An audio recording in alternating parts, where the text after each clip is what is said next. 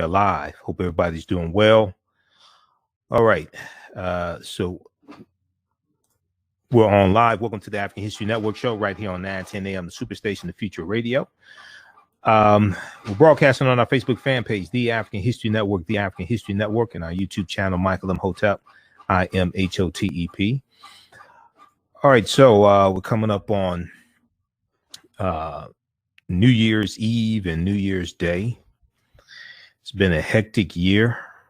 And we saw that on our Tuesday show, we talked briefly about the passing of famed principal Joe Clark.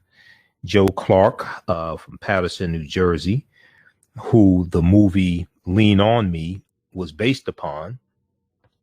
He passed away on Tuesday, December 29th, 2020. He was 82 years old. He had been battling a long illness. So we'll talk some about Joe Clark.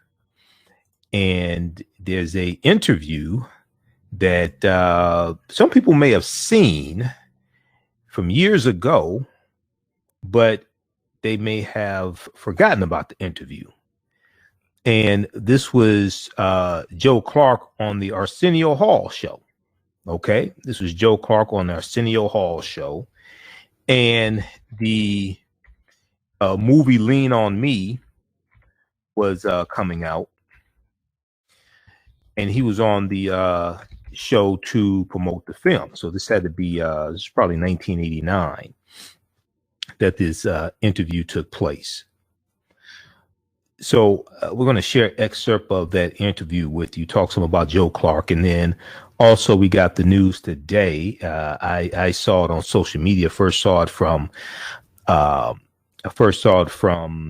Essence Magazine, and we posted about it. Then I saw Sheila E. I follow Sheila E. on Instagram and Facebook, and Sheila E. posted about it. But Shabba-Doo from Breaking 1 and Breaking 2,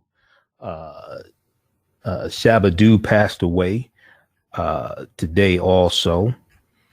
So we'll talk some about that. So a lot of people are shocked by that death, by his death. And then we see that Marianne from Gilligan's Island passed away also today, passed away of COVID-19, Dawn Wales. She died at 82. Age 82. She passed away from coronavirus. We don't know what Joe Clark passed away from. He was battling a long illness, his family says. And so we don't know what he passed away from. And then Shabba-Doo, Adolfo Quiones, we know he tested negative for coronavirus, according to reports in his social media account. I was looking at his Instagram account. We know he tested negative for coronavirus. So we don't have all the details there, but he passed away as well. So we'll talk some about that. And he posted on his Instagram account on December 29th, 2020, that he tested negative for coronavirus. So another untimely passing, and that was sad also. I think he was 62 years old. I saw, 65 years old. Sorry, 65 years old. I'm looking at the reporting from blackamericaweb.com. We also posted an article from allhiphop.com as well. So we'll talk some about this on today's show. And then Tamir Rice. We didn't get a chance to talk about it on our Tuesday show, but the Department of Justice has closed the Tamir Rice case and said no federal charges will be filed in the 2014 killing of Tamir Rice. Remember, he was 12 years old. The officer said that, actually the prosecutor in the case said Tamir Rice looked older than his age. He said he looked about 20. And this was, come to find out, the officer who shot him, Officer Timothy Loman, should have never been on the street in the first place, should have never been hired by the Cleveland Police Department. And also, he started shooting Tamir Rice within about 1.8 seconds of the police car arriving on the scene. And the car had not completely stopped before he started shooting. And by most people who are reasonable, and by Attorney Benjamin Crump and others, they said the commands that he gave Tamir Rice to drop the gun or whatever it was, he didn't give him enough time to respond to the commands before he started shooting. Okay, so we'll talk a little bit about this. Associated Press has an article, NBC News has an article picked up about Associated Press. We'll talk about this as well.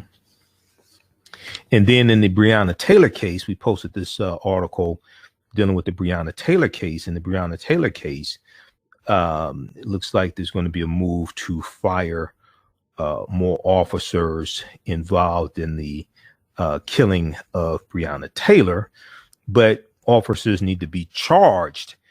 And if the evidence proves so, they need to be convicted regarding the killing of Breonna Taylor. You know, not charged for firing into the residence next door, firing into the wall of the neighbor of Breonna Taylor. That doesn't make sense. So we'll talk about this on today's show, okay? And we have some birthday shout outs also. We see that Shirley Ralph celebrating her birthday today, LeBron James, Tyrese Gibson. Also, singer Andra Day. This is her birthday as well, December 30th, okay? All right, so we'll talk about this and more. Oh, of course, the greatest of all time, Layla Ali. That was one of the first birthday posts I did today. Okay. 43rd birthday to Layla Ali, the greatest, probably the greatest female boxer of all time, but the daughter of the greatest of all time also, daughter of Muhammad Ali. All right. So we'll talk about this. So on the African History Network show, we focus on educating, empowering, and inspiring people of African descent throughout the diaspora and around the world. Because right knowledge corrects wrong behavior. What you do for yourself, what you do to yourself, and what you allow other people to do to you and get away with is based upon what you think about yourself. What you think about yourself is based upon what you have been taught about yourself. What you've been taught about yourself is based upon everything you've read, heard, and seen about yourself. So when you control the radius of a man's thoughts, you can control the circumference of his actions, because the mind can't do or teach what it doesn't know. Now, we deal with a number of different topics here on the African History Network show. We deal with current events and history and politics, education, economic empowerment, entrepreneurship, relationships, love, sex, health issues, and much, much more. Sign up for our email newsletter. Text the word Kemet, K-E-M-E-T, to 22828 to sign up for our email newsletter. Text the word Kemet, K-E-M-E-T, to 22828 to sign up for our email newsletter. Also visit our website, AfricanHistoryNetwork.com, AfricanHistoryNetwork.com, and sign up for our email newsletter there as well. Okay. If you'd like this type of information, you could donate to the African History Network, $ the AHN Show through Cash App, $ the AHN Show through Cash App, then also through PayPal, paypal.me/the AHN Show, paypal.me/the AHN Show. And we're here Monday through Friday, 11 p.m. to 12 midnight Eastern Standard Time. And then Sundays, 9 p.m. to 11 p.m. Eastern Standard Time. We broadcast on 9:10 a.m. the Superstation WFDF here in Detroit. And then also on our social media platforms also. Okay. All right. So let's jump into the story dealing with, we'll start off with Joe Clark. I talked about this briefly on our Tuesday show, and everybody share this broadcast on your social media platforms. Invite your friends to tune in also. Okay. So Joe Clark There was an article from PR Newswire that we shared, and also one from blackamericaweb.com. His name, he was born Joe Louis Clark. Joe Louis Clark, the baseball bat and bullhorn wielding principal whose unwavering commitment to his students and uncompromising disciplinary methods at Paterson, New Jersey's East Side High School,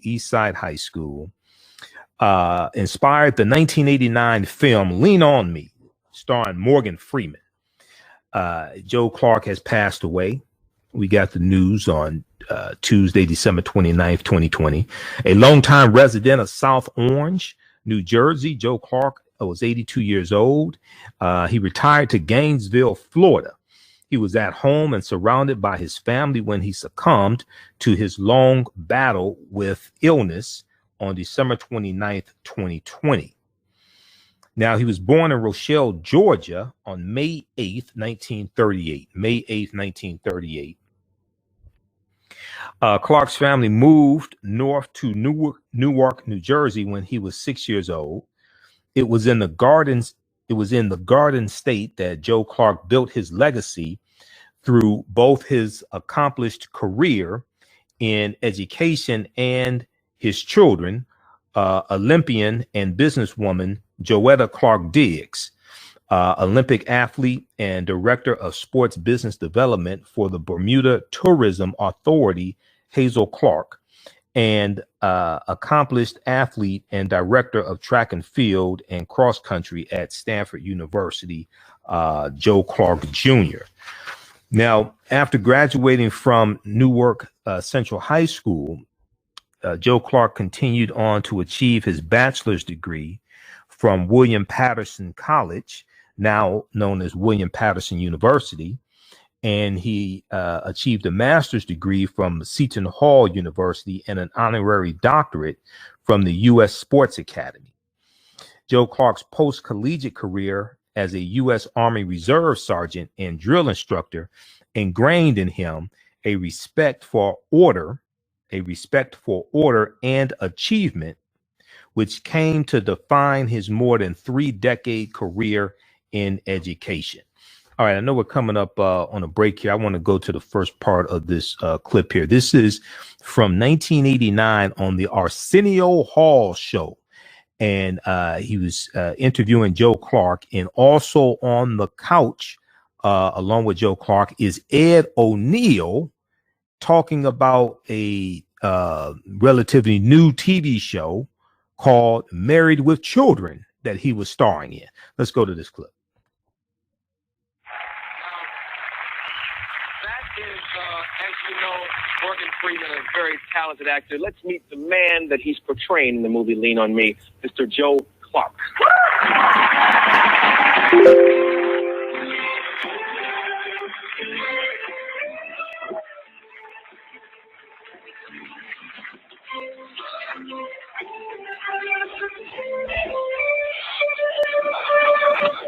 Now, I'm looking at this clip and thinking to myself, is it really that bad?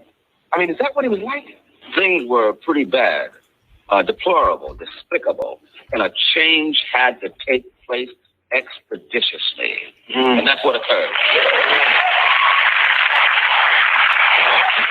How did you go about bringing that change? Well, I went about it with my famed bullhorn and the implement of peace, my baseball bat. And oftentimes, people ask me, why the bullhorn? Very simply, the bullhorn makes me omnipresent, ubiquitous. When they can't see me, they can hear the melodic echoes of the bullhorn. And you see teachers with newspapers flying, cups under the chair, and a host of things. Now, the baseball bat is rather simplistic. It simply means, young people, it's your turn at bat. What are you going to do? Strike out or hit a home run? Yeah. It also might mean, oh, you hoodlums, you thugs, you pathological deviants. We are sick of you. And if you don't stop it, we're going to beat the deportation out of you.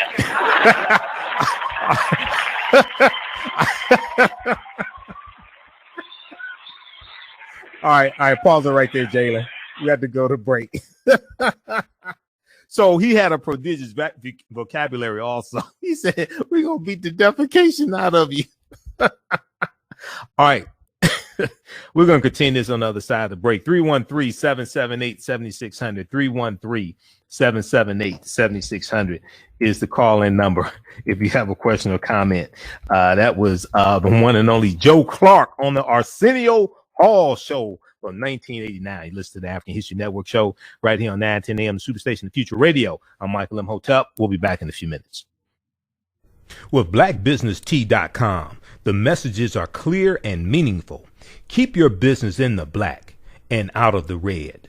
Mind your black business. Know your numbers and plan strategically.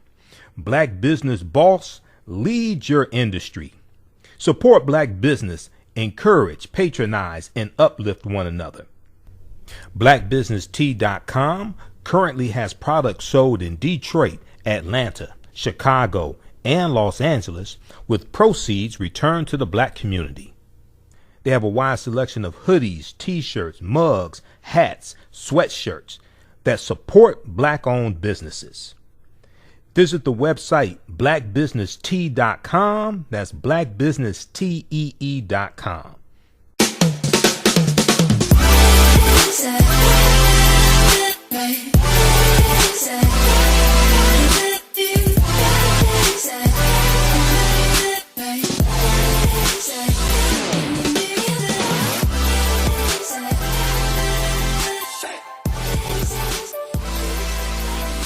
Visit 4glossygirls.com. That's the number 4glossygirls.com, and follow them on Instagram at 4glossygirls. Do you have an idea or business that requires app development or thinking of moving your IT resources to the cloud? We have postpaid and profit sharing plans for unique ideas or profitable businesses. Who can take advantage of this unique program?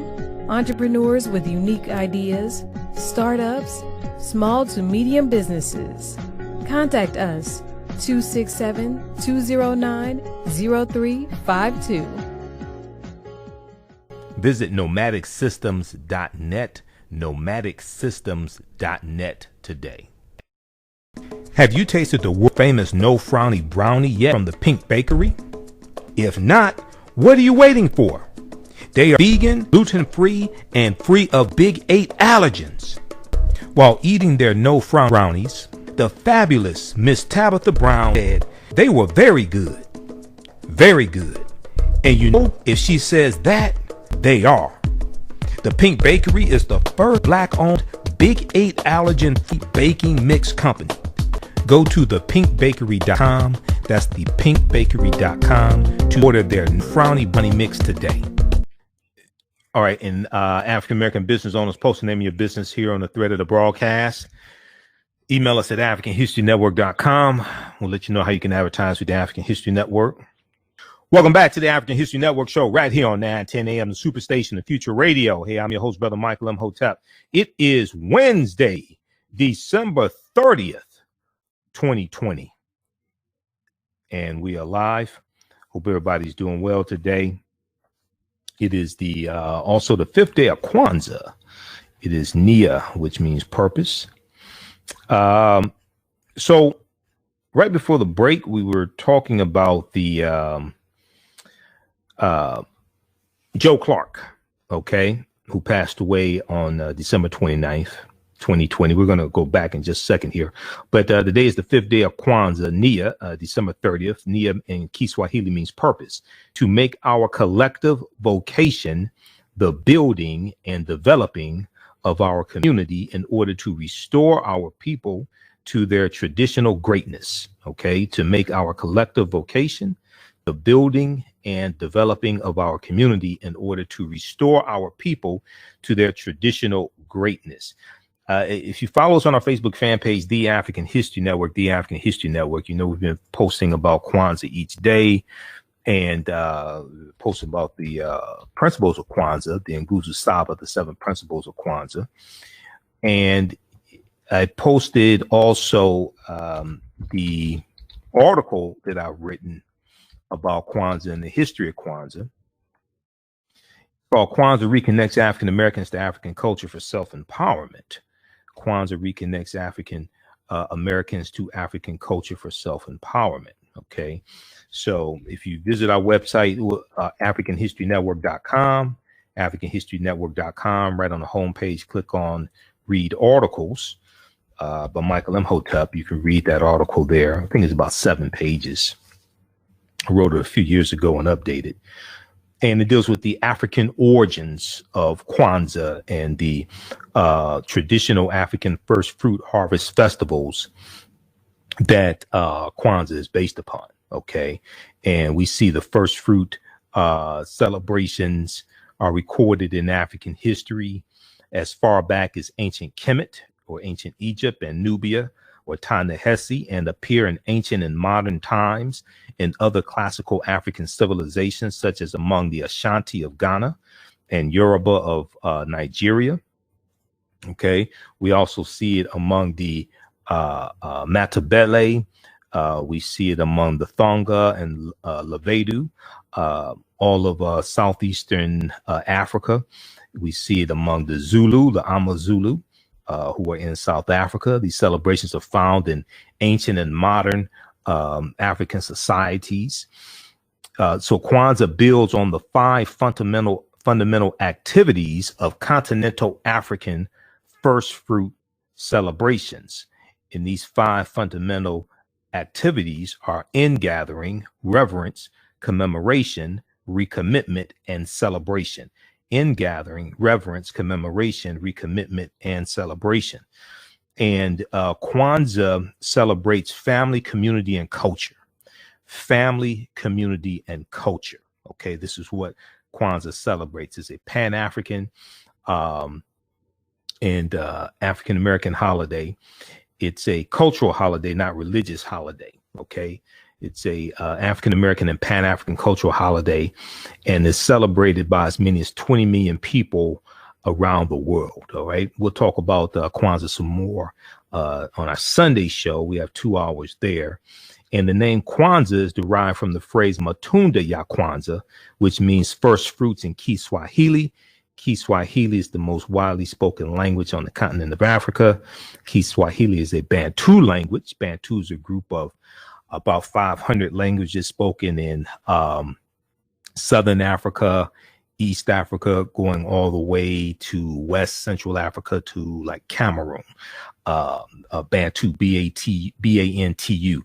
isiXhosa, which is the language spoken in the film Black Panther, is a Bantu language also. Kiswahili is a Bantu language. The word Wakanda is a Bantu word. The word Kwanzaa is a Bantu word. All right. So I've done a Kwanzaa in 2018. I did a Kwanzaa presentation called From Kwanzaa to Wakanda.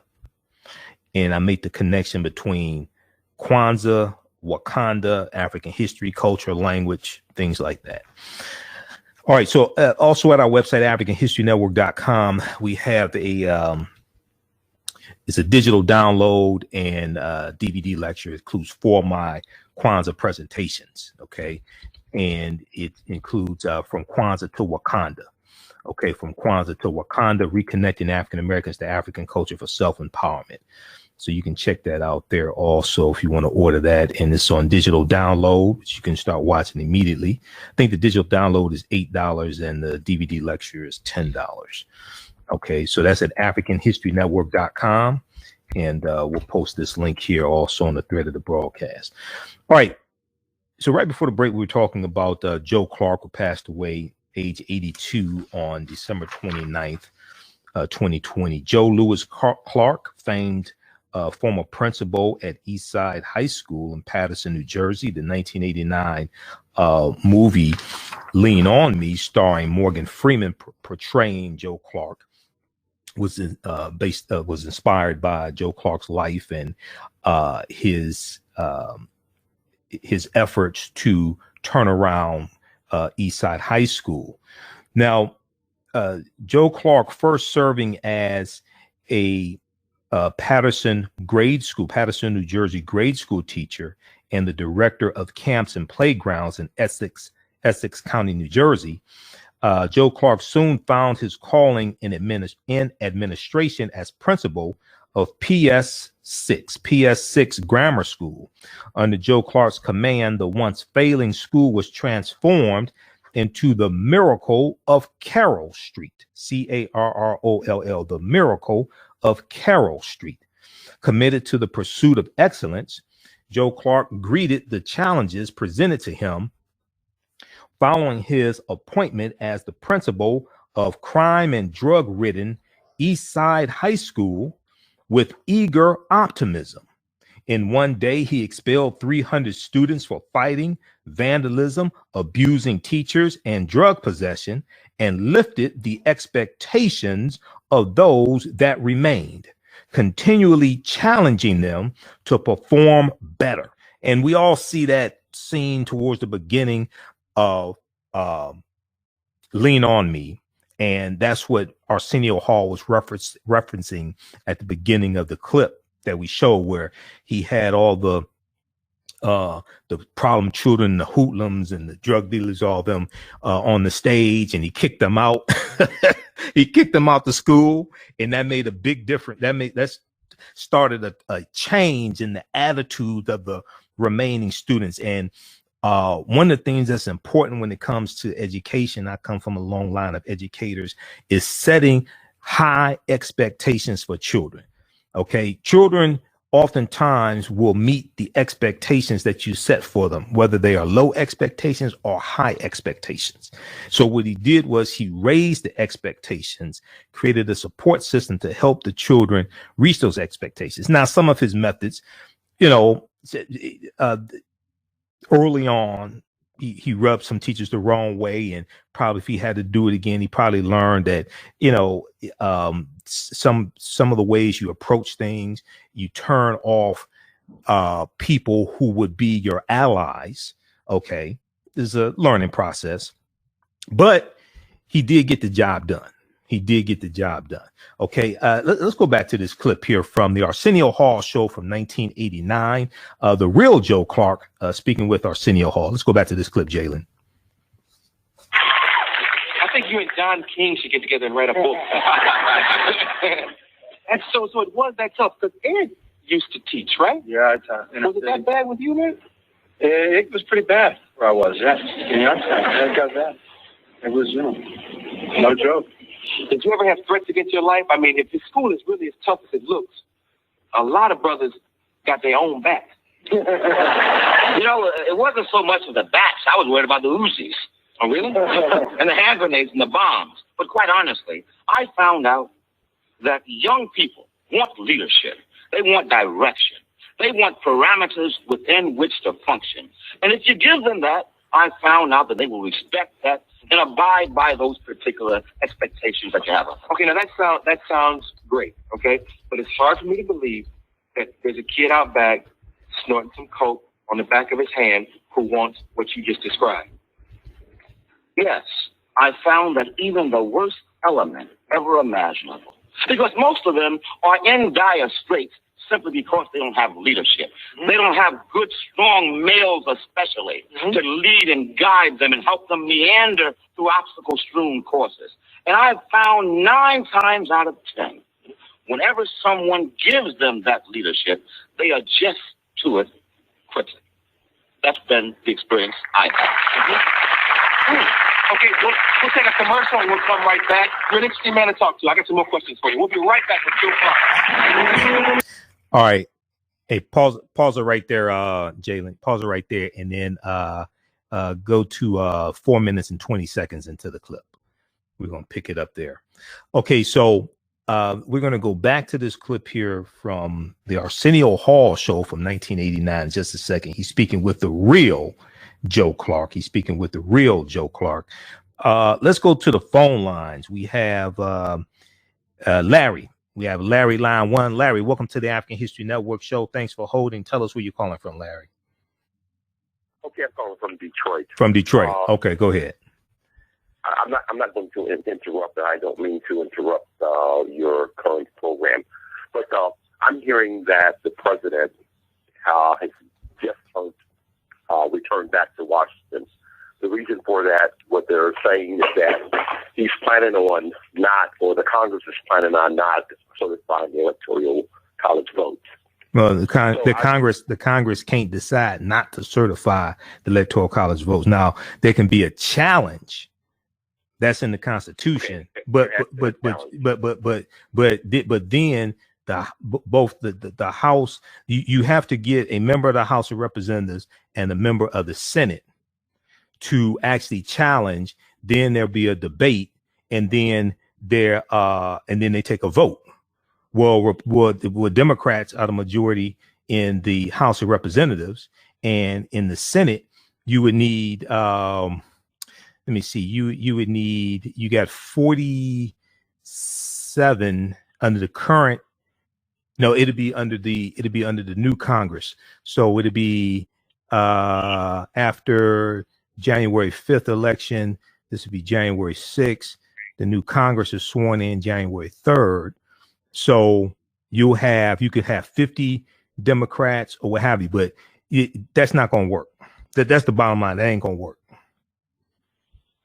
Okay, I just wanted you to just give us some type of insight, because what I'm hearing is that Trumpsters are gathering as we speak in Washington, and the whole reason for that, what I'm hearing, is that they're going to challenge and they're going to put up some type of a front. Well, they can challenge Senator Hawley of Missouri said he's going to challenge. It's still going to fail. You need both the House and the Senate to vote to overturn the election results in a particular state. That's not going to happen because Democrats control the House of Representatives. So they can challenge it. The challenge is going to fail. And Mike Pence is whoever the vice president is, presides over that process, but that's just ceremonial. The same thing happened in 2000. Well, actually 2001, going into 2001 with, let me see. Going into 2001 with Al Gore and representative from California, Maxine Waters, challenged because of what happened in Florida, and there wasn't I don't think there was a senator to back up the challenge, but she was citing irregularities in Florida, what have you. He asked for evidence. She didn't have the evidence, and it was still procedural. So that was those election results were confirmed. They can debate on January 6th. They're going to take the vote. Democrats are going to vote for Joe Biden in the House. There are more Democrats in the House than Republicans. You're going to have a lot of Republicans that vote for Joe Biden also because they know Joe Biden won. So they can do that. It's not going to work. All right. Thanks for calling. Okay, let's go back to this clip here from Arsenio Hall, 1989, speaking with legendary Principal Joe Clark. Yeah. How accurate? Have you seen the movie already, right? Yes, I've seen the movie. And the movie looks good to me. How accurately has Morgan Freeman portrayed your life? The portrayal of events that took place are accurate. Most of the things, 95% of what you saw in that movie, in fact, did occur. And I thought that Morgan Freeman, I thought he was a splendiferous performer. He did a fantastic job. I tell you, my greatest critics are my members of my family, my wife Hazel, my daughter Jordan, my son JJ, my little daughter Peachy. They said, Dad, that was the best depiction of you we have ever seen. The first time I went, I had to be taciturn. I couldn't show any emotion, so I sat there rigidly. The second time I went, there were little joy bells in my soul, and my heart and my soul lit out with great laughter. I'm telling you, the third time I saw that movie, I bugged out. I cracked up. The flip was bad. You mentioned the word critic. Some of your critics say that you really didn't solve the problem. One of the things they say is that you just threw people out of your school and they went out to the street to do the same things they had been doing in the school. So you really didn't solve anything. You just placed it in a different area. Well, that's not true. And I found out in life that any jackass can kick down a barn. It takes a carpenter to build one. What I did was bring about a reviviscence, a rejuvenation in a school. Oh, yes, I must admit now. Now, the hoodlums and thugs and old-grown men and women, they had to be expurgated. But the school was for nice young people who remained there and did a fantastic job. I commend them.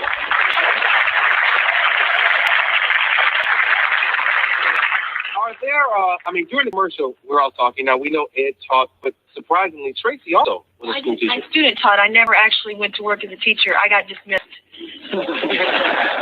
Did you carry it back? They accused me of having an affair with one of the seniors. Oh, really? That's an interesting topic for another show. We'll discuss that. How, when you deal with these kids, are there kids that come and thank you now for what you did for them? Do you ever see any of the kids? I see the young people often. They come back and they give much praise. At least having an environment conducive to learning. We eradicated the drugs, extirpated the hoodlums. We have an environment where you can learn in safety and in tranquility. And I think that educators, that's the least we can do for young people in our school system. Okay, now how did you eradicate the drugs? Well, the eradication of the drug problem was not as awesome as I initially thought it was going to be. Mm-hmm. I simply said, and said it forcefully and firmly, what was exists no more. I am not tolerating drugs, sex, and hooliganism in this school.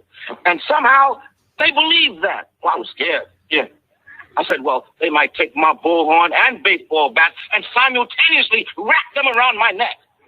But I realized that what I was saying to them is exactly what they wanted to hear, and they conformed to it splendiferously.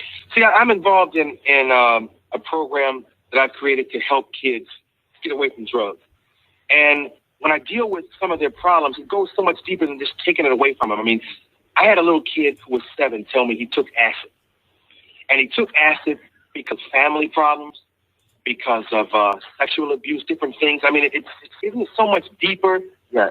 There are problems that are indigenous to why young people get involved with drugs. Number one, as I can ascertain as I travel throughout this nation, the number one problem is the fact that in our inner cities, we don't have good role models. We don't have the Arsenio Halls who serve as an impeccable role model for young black males.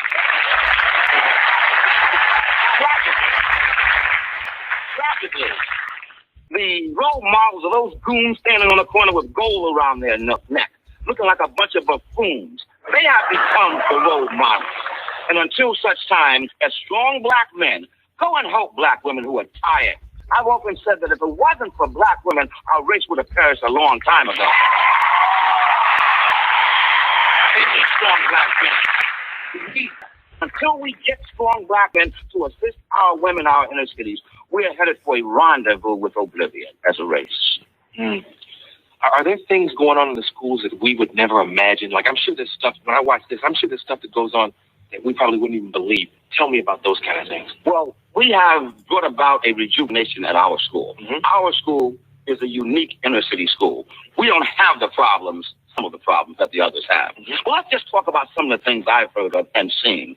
The drug problem is pervasive in our inner city schools. It's also pervasive in suburbia, but they cover it up. We have very serious academic problems. We have problems of incest. We have the problems of rape, truancy, alcoholism, family breakdowns, ad infinitum. The problems are massive. And oftentimes, as principals and educators, we never get to the real issue, which happens to be educating young people. We have a big job ahead of us, man. I thank you for your part. Thank you. Mr. Joe Clark. All right. Pause it right there, Jalen. All right. So that was from 1989. That was Joe Clark on the Arsenio Hall show. So I was between yesterday and today, I was going through watching interviews with Joe Clark from '89, and there was a controversy when he got back to Patterson, New Jersey, after he did the Arsenio Hall show. There was some type of performance at the some type of variety show performance by an outside group at his school, and it got risque. And, he ended up being suspended for 5 days. But I remember back in the late 80s, and before the movie Lean on Me came out, I remember seeing news reports about Joe Clark in Patterson, New Jersey, and how he was turning around the school, and he had his bullhorn and his baseball bat. But one of the things that he did to turn around the school was to check the students' homework in the morning when they came home. I mean, when they came to school, and he would check it. I can't remember whether it was a smiley face or something, but it was the students were enthusiastic, most of them enthusiastic to have the principal check their homework. Okay. So I remember Run DMC talking about how they wish they had a principal like that when they were in school as well. Then there was an episode of 227 after, he became, well known nationally. There was an episode of 227 where Joe Clark made an appearance at playing himself also. You can find clips of that on YouTube. 313-778-7600 is the call-in number if you have a question or comment. 313-778-7600 is the call-in number if you have a question or comment. So Joe Clark passed away, legendary principal educator, passed away December 29th, 2020, at the age of 82 after battling a long illness. Now, if you go back and look at this article from prnewswire.com, and then also there was one from blackamericaweb.com also on Joe Clark. And that ignorant ass senator's name is Josh Hawley. I posted an article dealing with Josh Hawley earlier today from kansascity.com. Senator Josh Hawley, Republican from Missouri, becomes first senator to say he'll try to block certification of Biden's win. He can try it. He's not going to succeed. 1. 2, it's suspected he wants to run for president in 2024. Okay. So in some analysts are saying it's going to be interesting to see how Trump treats Hawley when Trump realizes that Hawley wants to run for president in 2024. Several House Republicans have previously signaled their intention to do the same, with members of both the House and Senate planning objections. It'll set off a dramatic scenario requiring a vote in both chambers, both the House of Representatives and the U.S. Senate. The January 6 votes are January 6, 2021 votes. That's when the House and the Senate vote to certify the election results from the Electoral College. Okay. The January 6 votes are unlikely to change the outcome of the election, but they will cap off a prolonged effort by Donald Trump's allies seeking to overturn the president's defeat and hinder Biden's transition. Well, there are a lot of Republicans who won re-election or won for the first time in that same election. So you're going to overturn the results of their votes too? You're going to overturn the result of their elections as well? Republicans picked up seats in the House of Representatives. You're going to overturn the results of those elections? That's what you're talking about doing also? Check yourself before you wreck yourself. Read this article from kansascity.com. Josh Hawley, Hawley, becomes first senator to say he'll object to certification of Biden's win. Now, that's what he says. Now, We'll see what actually happens January 6th. He could be selling wolf tickets. That's what he says now. We'll see what actually happens January 6th. We saw dumbass Louis Gohmert. My mom told me stop calling dumbass people, but you know, I'm gonna pull them out the source, find out another word for him. But research Louis Gohmert from Texas, Republican from Texas. He's an idiot. When you realize who he is, you say, "Oh, that dumbass." Okay, Louis Gohmert's trying to sue Mike Pence, VP Mike Pence, to get Mike Pence to overturn election results. Mike Pence don't have the authority to do that. Mike Pence presides over the process on January 6th, but that's just ceremonial. He don't have no authority to do that. These are some of the most ignorant people you ever want to see. And these people vote on policies that impact 330 million people. This is why I say elections have consequences. Okay? It's not always about what somebody can do for you. It's also about understanding how to block and stop what people are trying to do to you. That's why a lot of these ignorant people in the House and the Senate have to be voted out of office. Josh Hawley and Louis Gohmert are two prime examples. All right. So today, December 30th, we see is the 64th birthday of Cheryl Lee Ralph, actress, singer, author, and activist. She made her screen debut in the 1997 comedy film A Piece of the Action with Sidney Poitier and Bill Cosby, one of the trilogies. And James Earl Jones was in there, and Denise Nicholas. She was in a piece of the action before landing her breakthrough role as Dina Jones in the Broadway musical Dreamgirls, for which she received Tony Award nomination Tony Award nomination for Best Actress in a Musical. We know today is also the 36th birthday of Andra Day, singer and songwriter from San Diego, California. Andra Day. And then also this is the 42nd birthday of Tyrese Gibson, born December 30th, 1978. Tyrese, we saw him in the movie Bad Boy. He gained stardom from a Coca-Cola commercial. He's a singer, songwriter, author, rapper, actor, model.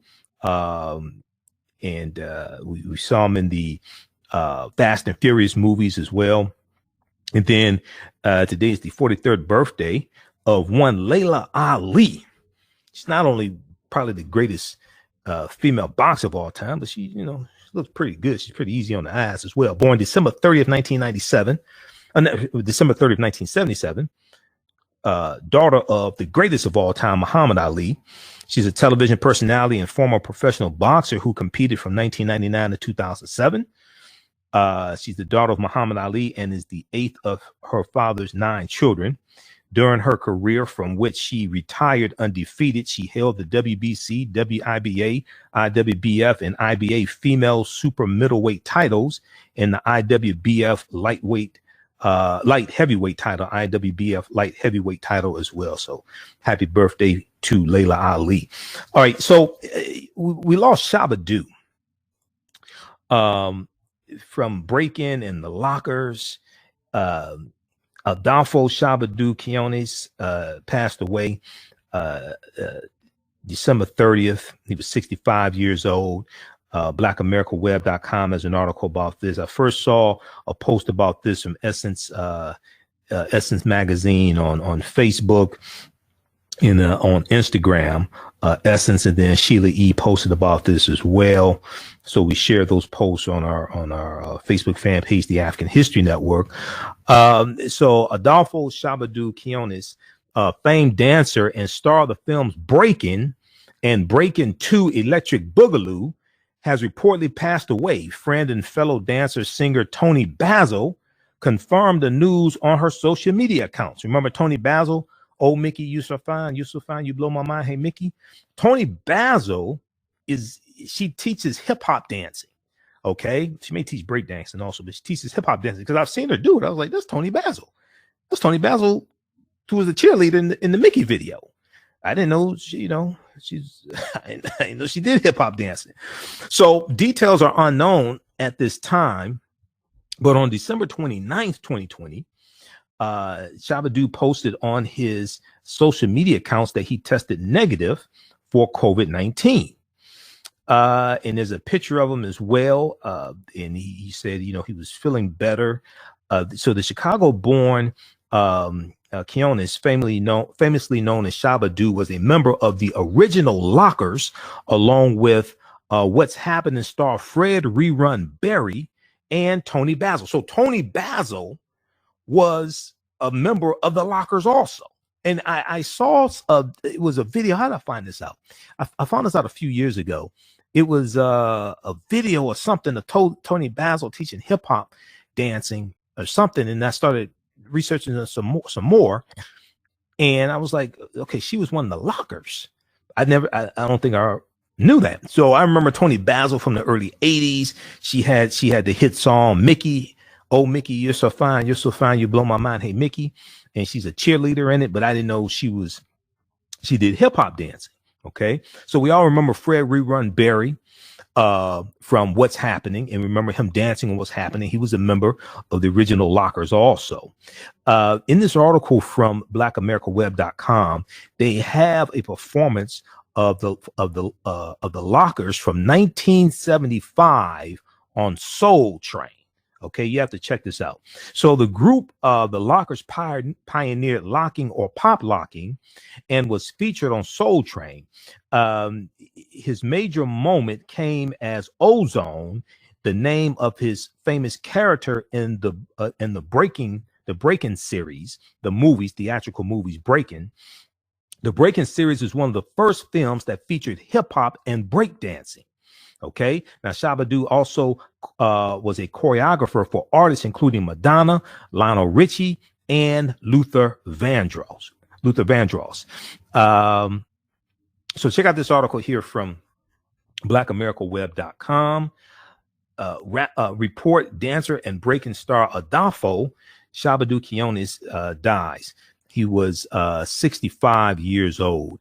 And I said this before. We lost Ecstasy a few days ago of Houdini, and when we like in the 80s, right? And we're listening to these hip hop artists, and we're watching Breaking. I went to go see Breaking in the theater, and when I saw Breaking in the theater, man, it blew us away, because it's like, okay, breakdancing has arrived. It's like breakdancing is like really broken. It's like really being accepted now. It's really arrived. We going back to like the 80s, we did not see a time when these artists and singers and rappers would die like in their 60s or 50s, 60s. We didn't foresee that happening. So, okay, we're going to continue this discussion here on our Facebook fan page, The African History Network, and our YouTube channel, Michael Imhotep. We're out of time here on 9:10 a.m. Superstation WFDF. Happy New Year to everybody. We'll be back Sunday, 9 p.m. Eastern Standard Time, the African History Network show. We're here Monday through Friday, 11 p.m. to 12 midnight Eastern Standard Time, Sundays, 9 p.m. Remember, right now, correct wrong behavior is not over till we win. Wakanda forever. You can donate $ TheAHNShow through Cash App, $ TheAHNShow through Cash App, and through PayPal, paypal.me/TheAHNShow, and at our website, AfricanHistoryNetwork.com. Stay tuned for Pastor Greg Davis. We'll talk to you next time. Peace. All right, stand by, everybody. Let me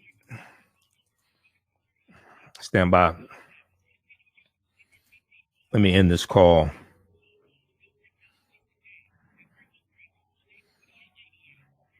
All right, how's everybody doing?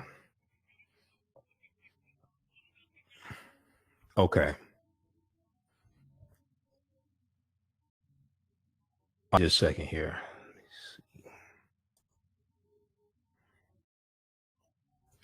All right, how's everybody doing? Everybody's broadcasting on social media platforms. Invite your friends to tune in also. We'll be here for a few more minutes.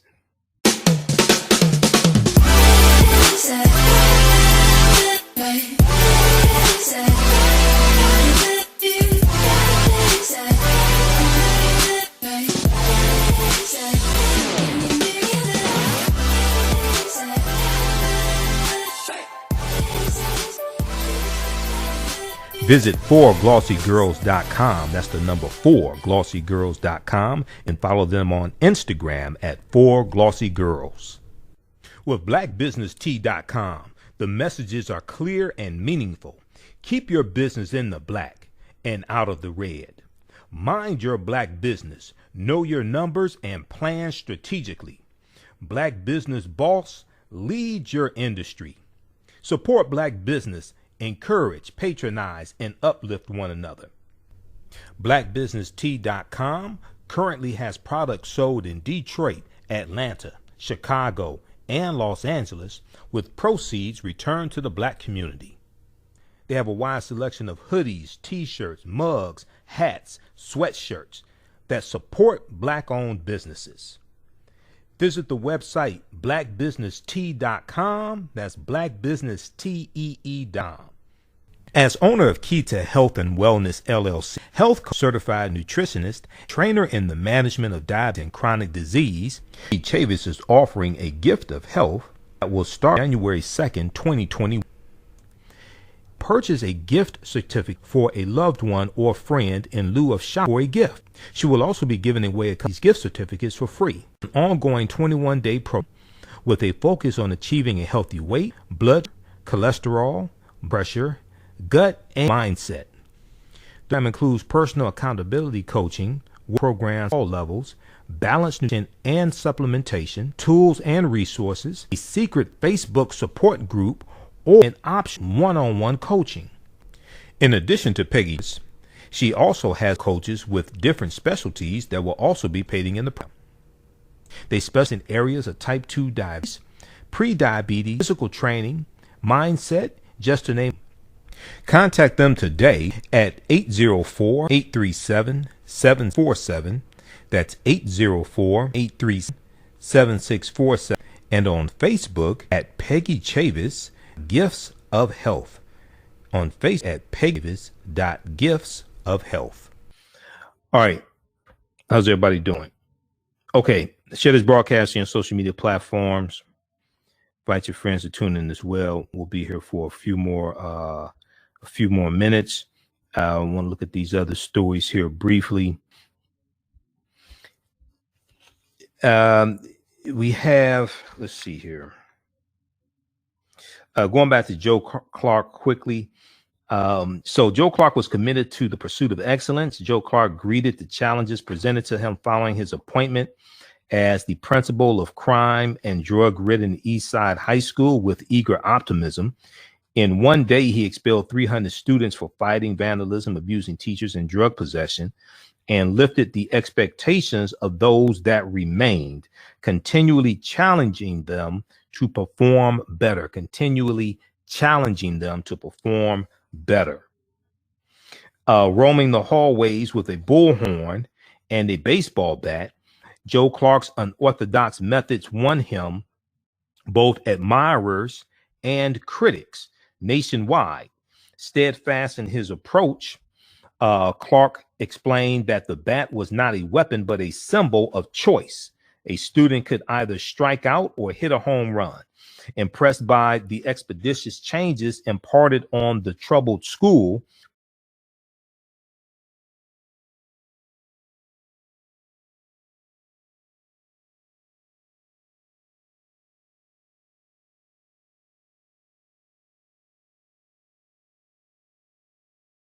president across the country. Let's see here.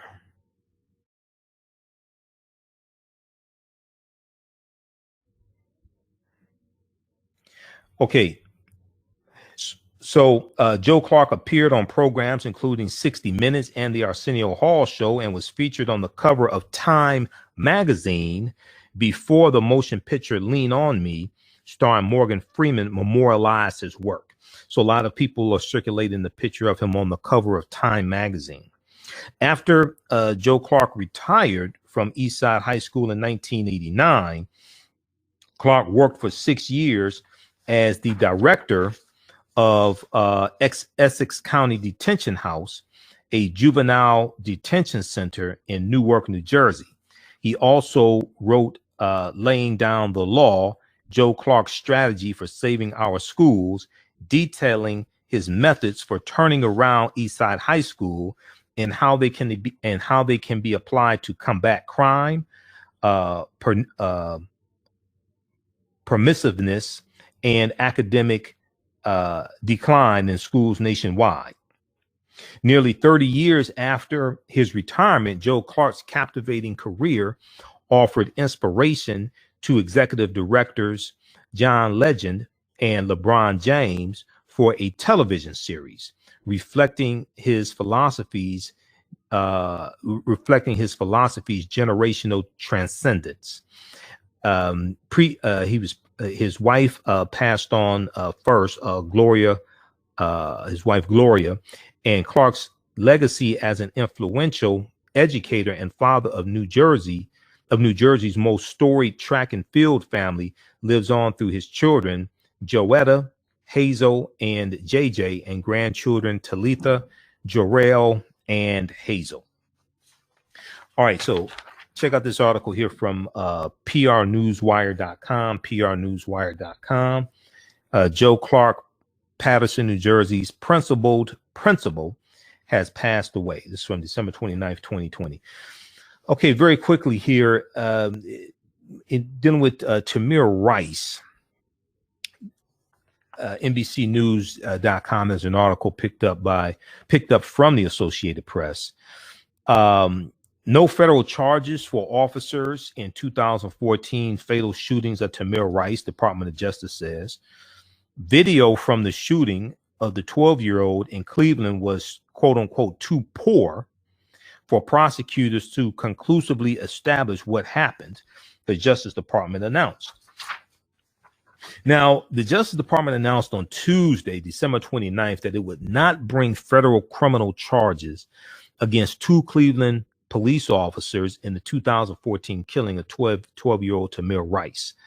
All right, citing that the video quality was too poor for prosecutors to conclusively establish what happened.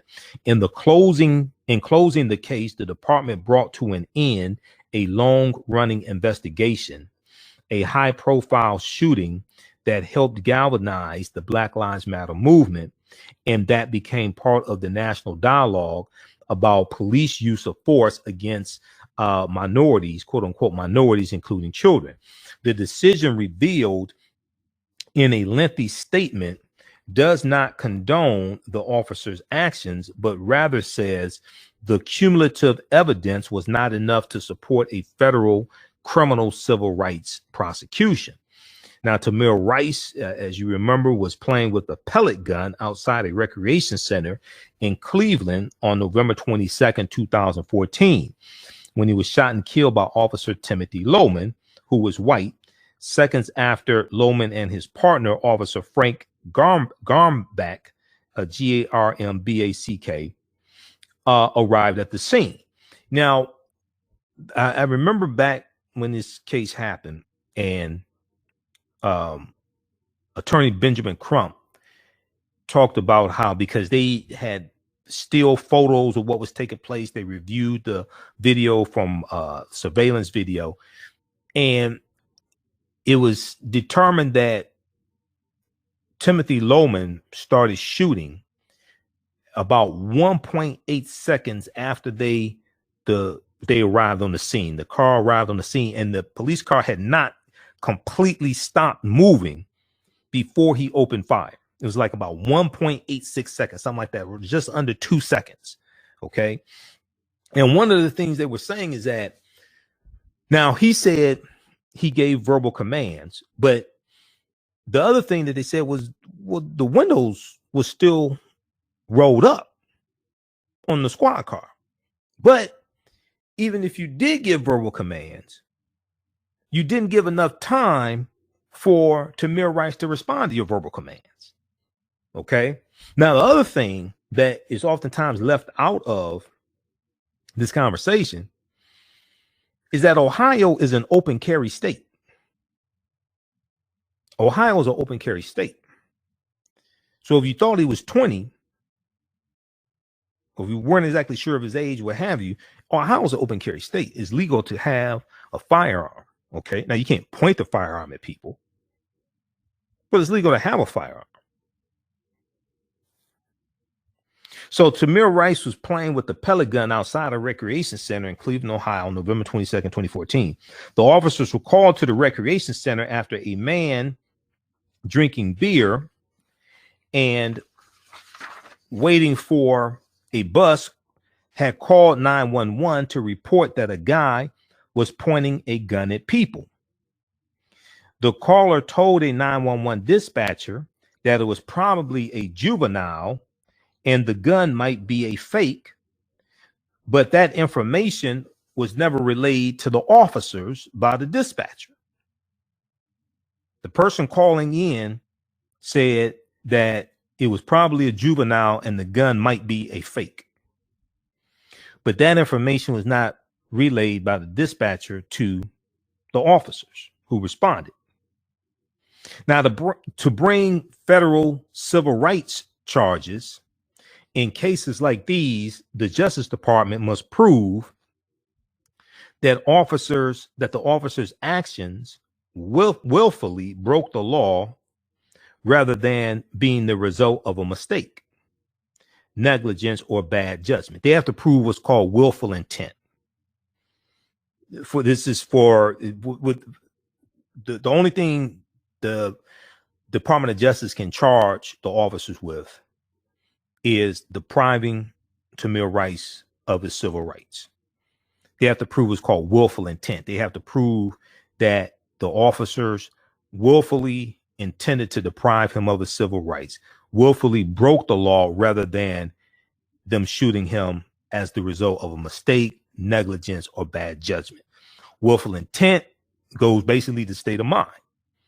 Okay, so the standard that the Department of Justice has to meet is based upon federal law. The federal law is not set by the Department of Justice, it's set by Congress. There's a law that passed the House of Representatives and the U.S. Senate. The House of Representatives and the U.S. Senate needs to lower the standard that has to be met, because the standard is very high. Is really hard to meet that standard. If they lowered the standard, okay, to be more reasonable, you could get more convictions. You would have more prosecutions, and you would have more convictions. So to bring federal civil rights charges in cases like these, the Justice Department must prove that an officer's actions willfully broke the law. They have to prove willful intent. Okay, research that term, willful intent. They have to prove that they willfully broke the law rather than it being the killing being or shooting being the result of a mistake, negligence, or bad judgment.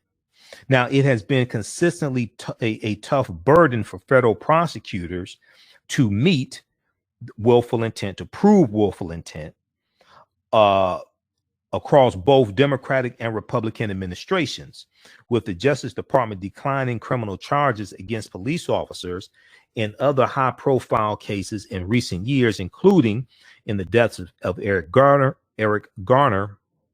in New York City and Michael Brown of Ferguson, Missouri. In this case, the Justice Department said poor quality surveillance video recorded in the area where the shooting took place prevented prosecutors from being able to conclusively determine whether Rice was or was not reaching for his toy gun just prior to being shot. Okay. But the other thing is if you say that you gave him verbal commands, put the gun down, you didn't give him enough time to respond to the commands. It's like the way the whole thing evolved was problematic. Okay, the way the whole thing evolved was problematic. The other problem was it was found out that because of Timothy Loehmann's history as a police officer with a previous police department, he should have never been on the street in the first place. Based upon his personnel record, he should have never been on the street in the first place.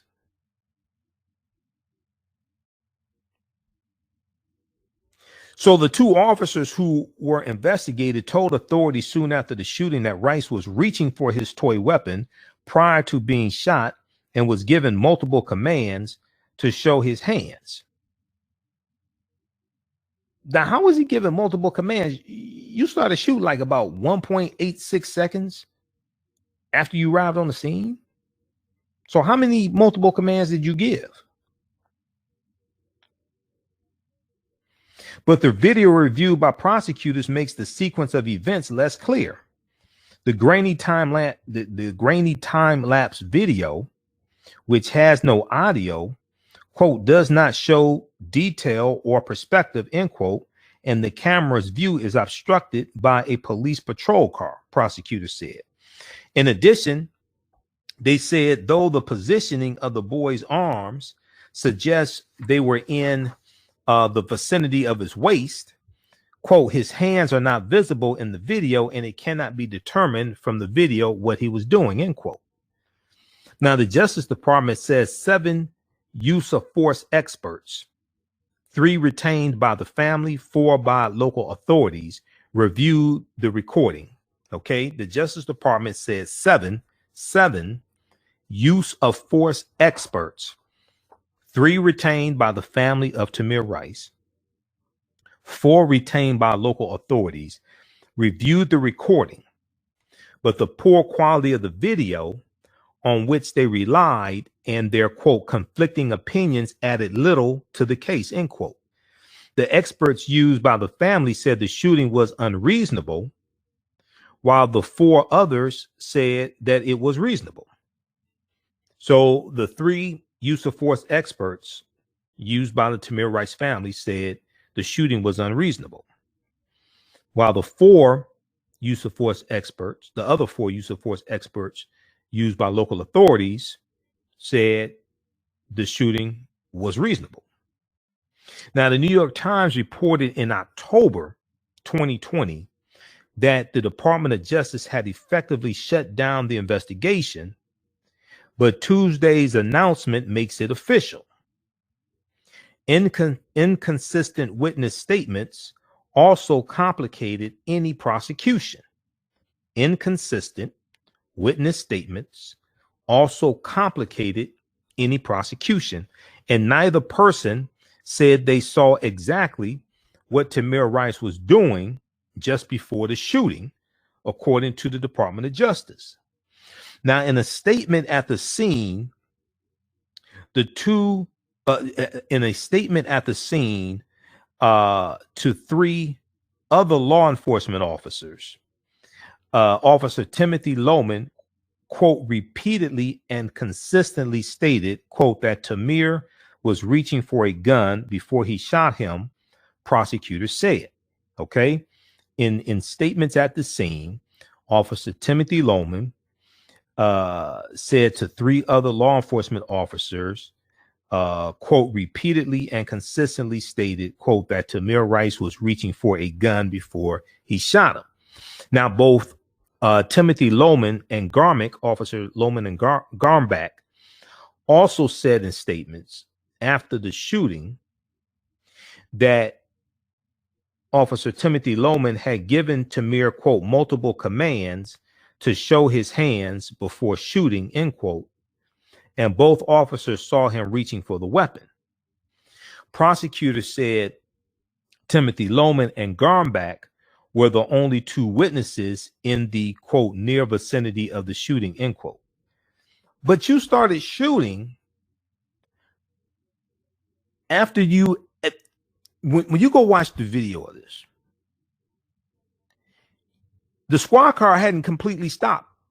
When the squad car is arriving on the scene, the squad car had not come to a complete stop before Loman starts shooting.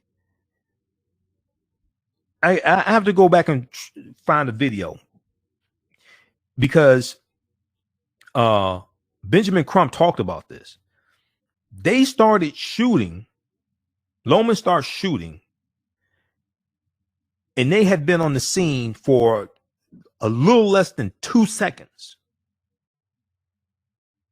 So how many verbal commands did you give in 2 seconds? And they said they gave multiple verbal commands. How many verbal commands did you give in 2 seconds before you stopped shooting?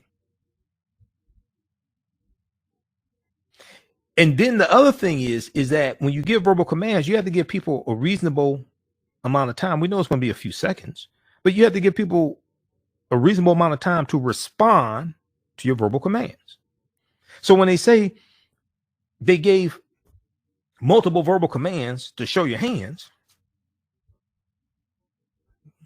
how many times did you say that in 2 seconds before you started shooting? The Justice Department also investigated whether officers obstructed justice in statements they made to other investigators soon after the shooting. Prosecutors concluded that though the statements included some different language, they were generally consistent. And since there was not enough evidence to prove the statements were untrue, there was also not enough evidence to prove that the officers sought to mislead investigators or to obstruct a probe into their actions. Okay, now if I remember correctly from this case, I don't think the officers were wearing body cameras. It was surveillance video. It was like a surveillance camera nearby. Okay, it wasn't body camera footage. If I remember correctly, the officers were not wearing body cameras. So, okay, but when you research this case, Lohman, because of his personnel file at a previous police department, he should have never been on the street in the first place. Read this article here from NBCnews.com. No federal charges for officers in 2014 fatal shooting of Tamir Rice, DOJ says. This is from NBCnews.com, picked up from the Associated Press. We may talk about that some on my Sunday night show. I want to hear some more legal analysis of this case here. Then in the Breonna Taylor case, very quickly here, and we're going to get out of here. How's everybody doing? National Public Radio has an article on this, npr.org, also NBCnews.com. Louisville police to fire 2 more officers involved in death of Breonna Taylor. This is from December 29th, 2020. We didn't have a chance to talk about this on our Tuesday night show. The Tuesday night show was jam-packed. So we didn't have a chance to talk about this. But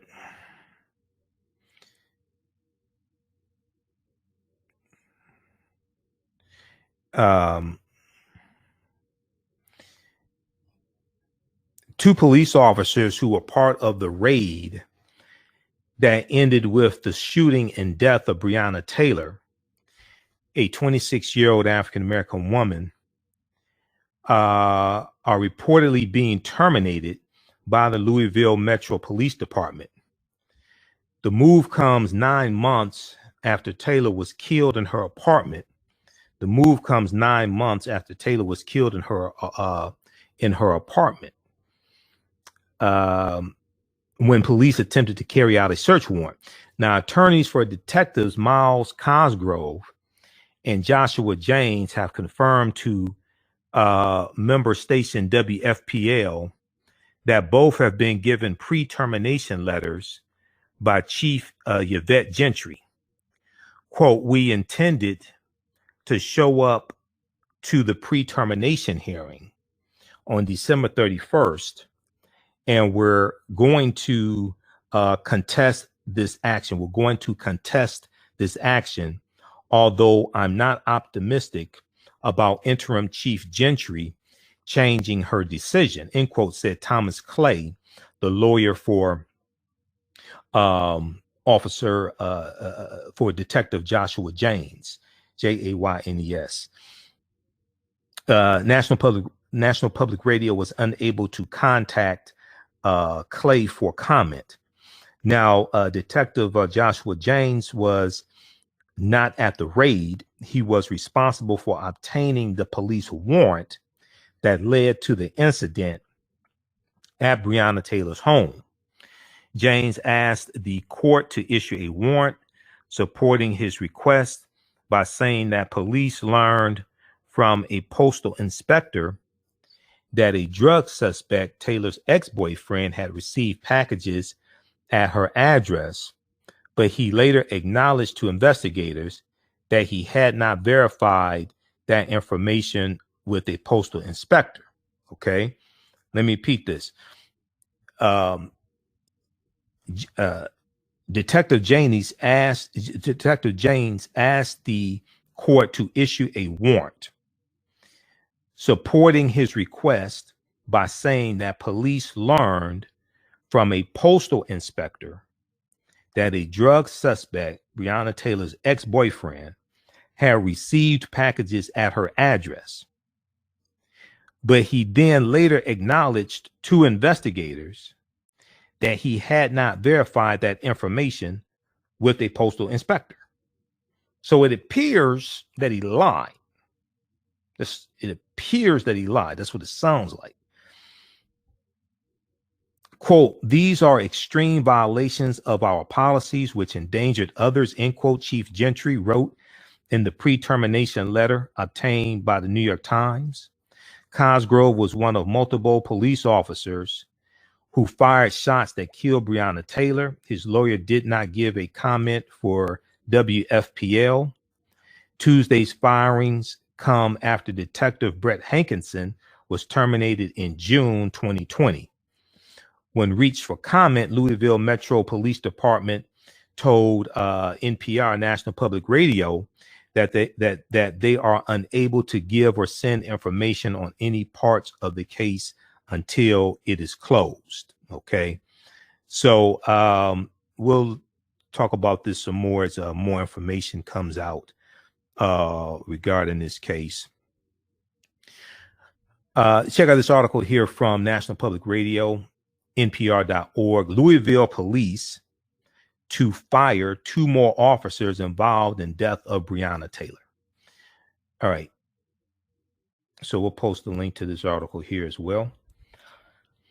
All right. Hey, if you like this type of information, you can donate to the African History Network, $ the AHN Show through Cash App, $ the AHN Show through Cash App, then also through PayPal, paypal.me/the AHN Show, paypal.me/the AHN Show.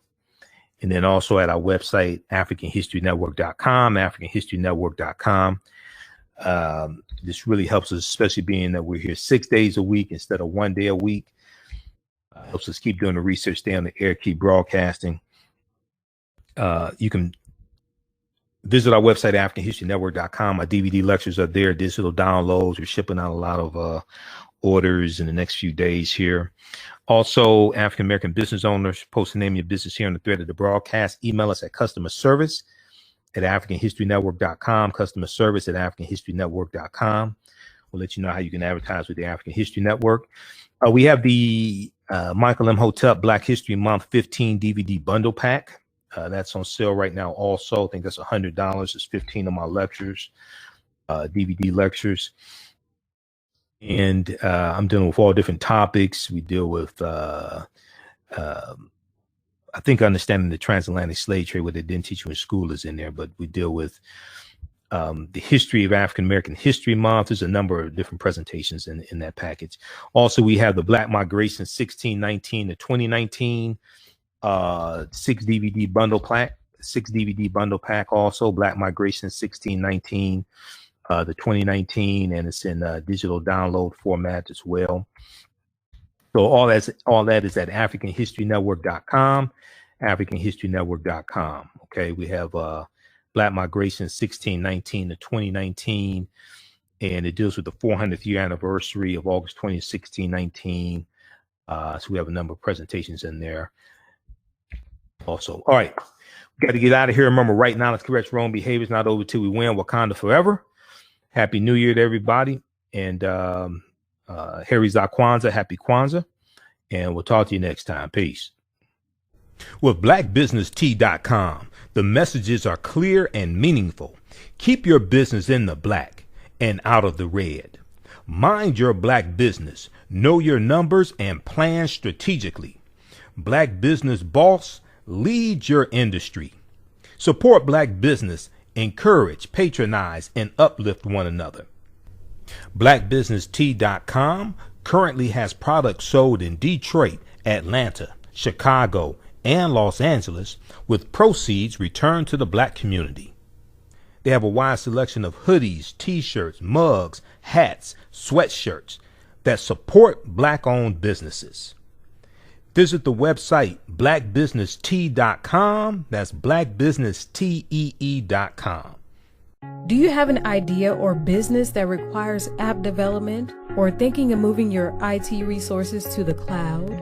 We have post-paid and profit-sharing plans for unique ideas or profitable businesses. Who can take advantage of this unique program? Entrepreneurs with unique ideas, startups, small to medium businesses. Contact us 267-209-0352. Visit nomadicsystems.net, nomadicsystems.net today. Soul Natural Beauty Product offers organic, plant-based skin and hair care products that will rejuvenate skin and naturally grow and thicken hair. Their whipped shea butter can heal or restore damaged skin cells to prevent hyperpigmentation and skin breakouts. All products are made with organic plant-based ingredients. Their maximum hair growth oil is fortified with organic herbal extracts and undeniably proves that Mother Nature knows best. It thickens, lengthens, softens, and conditions all types of hair. They even guarantee hair improvement within 90 days or a full refund. Their all-natural 24-hour deodorant leaves the body smelling fresh without sweating for up to 24 hours. It does not stain fabric, goes on smoothly, and has a refreshing lavender and frankincense aroma. It can be used by men, women, even children. Place your order today at soulnaturalbeautyproducts.com. That's soulnaturalbeautyproducts.com, and follow Facebook at Soul Natural Beauty Products. Intuitive Design is an online store that sells one-of-a-kind signature stations for men and women. They also specialize in fashion consultations, closet organization, and decorating small spaces. Are you looking for a statement piece for a special affair, or would you like to add some pieces to your ensemble of accessories? If you're looking for something different, contact Kathy Norm, owner and CEO of Intuitive Design Clothing. Visit their website, intuitivedesignClothing.com. That's intuitivedesignClothing.com, and you can email her info@intuitivedesignClothing.com. Intuitive Design Clothing, where every entrance is grand. As owner of Kita Health and LLC, health coach, certified dentist, trainer in the management of diabetes and chronic disease, Chavis is offering a gift health that will start on January 2020. Purchase a gift certificate for a loved one or in lieu of shopping for a gift. She will be giving away these gift certificates for free. An ongoing 21-day program with a focus on a healthy weight, blood sugar, cholesterol, pressure, gut, and mindset. The program includes personal accountability, workout programs for all levels, balanced nutrition and supplementation, tools and resources, a secret Facebook support group, or an optional one-on-one coaching. In addition to Peggy's, she also has coaches with different specialties that will also be participating in the program. They specialize in areas of type 2 diabetes, pre-diabetes, physical training, mind, just to name a few. Contact today at 804-837-747. That's 804-837-647. And on Facebook at Peggy Chavis Gifts of Health. On Facebook at Peggy Chavis Gifts Health. For 25 years, the Black History 101 Museum has carried on the legacy of the Black Museum movement in America, showcasing original artifacts of the Black experience at colleges, universities, K-12 schools, corporations, libraries, conferences, and cultural events, making it the most traversed Black History mobile exhibit in American history. Dr. Khalid El Hakim is the founder of the Black History 101 Mobile Museum, and he is a highly sought after public speaker on topics of Black history, social studies, education, and studies hip-hop and race relations. Dr. was named among the change makers for AC Union's Erase campaign and listed as one of the 100 men of distinction for Black enterprise. He recently founded the Hip Hop Archive on the campus of Western Michigan University. The Black History 101 Mobile Museum is currently scheduled in-person and virtual exhibits nationwide. For more information, contact Dr. Khalid Al-Hakim directly at 313-654-97, 313-645-417, or visit their website at blackhistorymobilemuseum.com, blackhistorymuseum.com. You can email him at bhistory101@yahoo.com,